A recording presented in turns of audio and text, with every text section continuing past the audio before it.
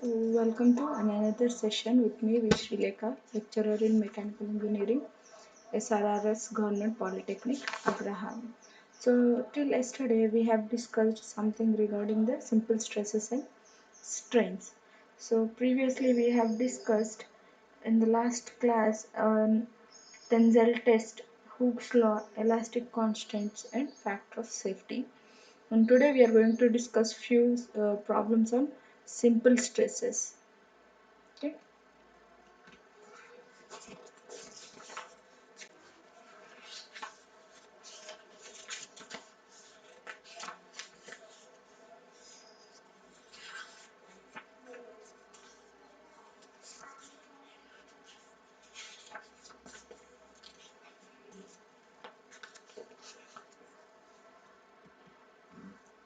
So first, tensile test.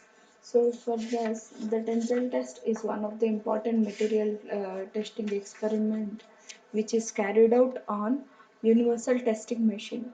On an UTM, a specimen of the above said dimensions and designs is taken and it is fixed to the UTM, and axial loads, that is tensile loads, are gradually increasing tensile loads are added upon the member.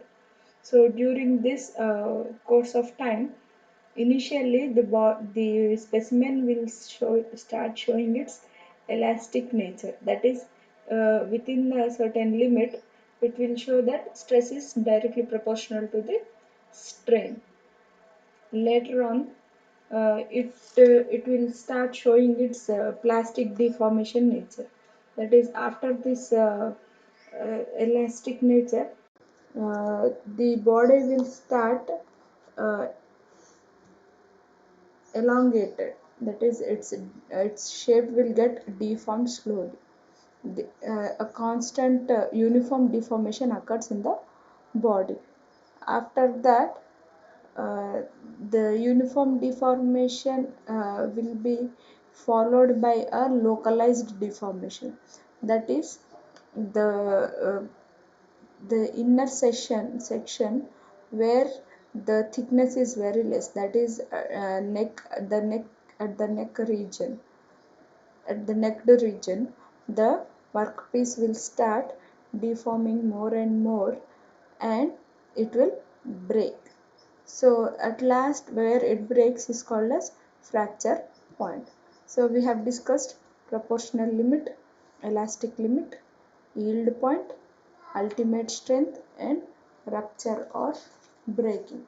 So prior to all this, proportional limit is nothing but, so if you see here, from G, from the origin to A point, so till this region the stress is directly proportional to strain. So as the stress increases, proportionally the strain will also increase.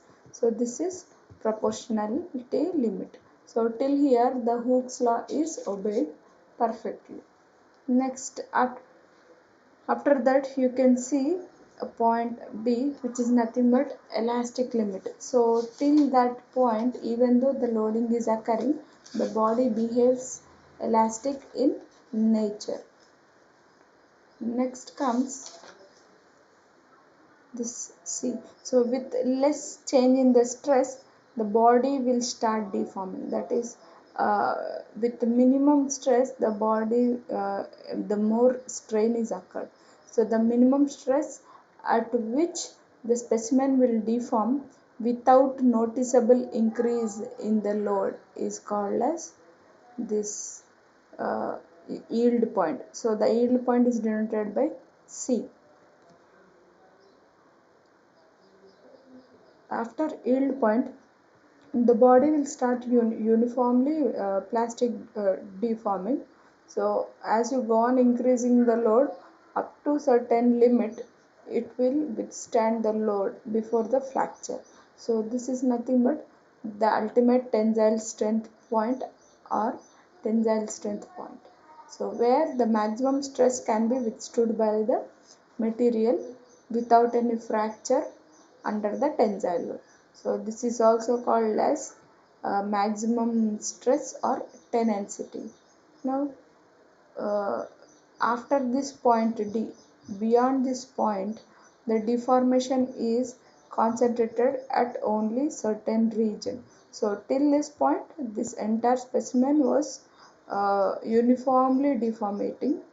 After this, the body will slowly deform. Here it is deforming very slowly and only at certain region, only at this region it will start deforming. That is, here it will start elongating more and more, and the breakdown will occur at particular load. So this is nothing but the fracture point. In this also we have discussed that. So as you see, the length of the workpiece is increasing due to the application of the tensile loads.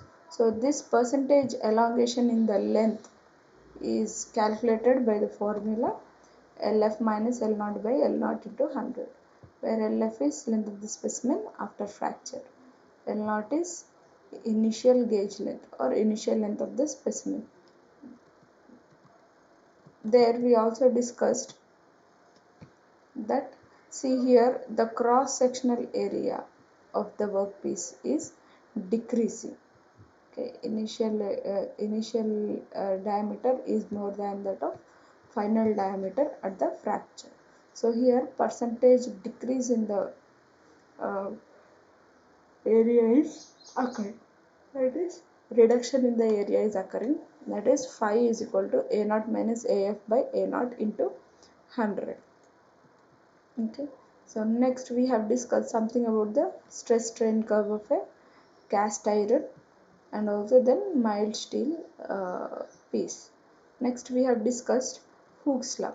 So Hooke's law states that within the up to the proportionality limit, the stress is directly proportional to the strain.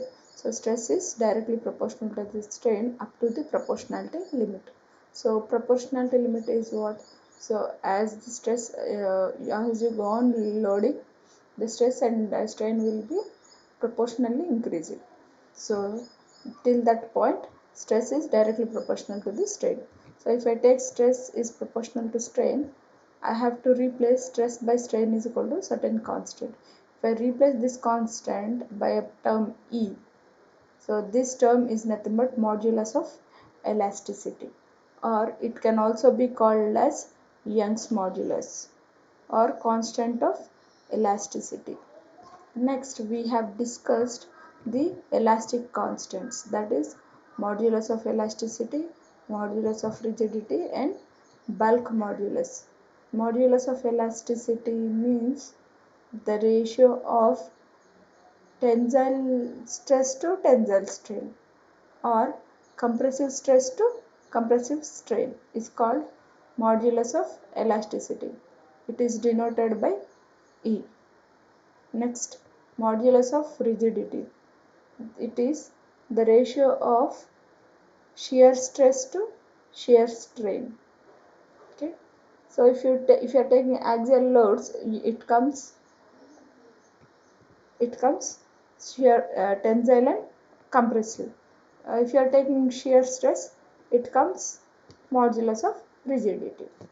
Next is bulk modulus. This is considered when three equal and perpendicular forces, three mutually perpendicular forces are acting on a body, something like a cube or a cuboid.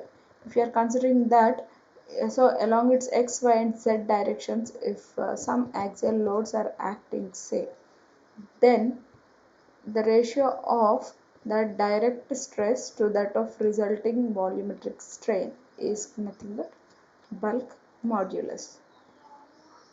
Next, we have also discussed factor of safety.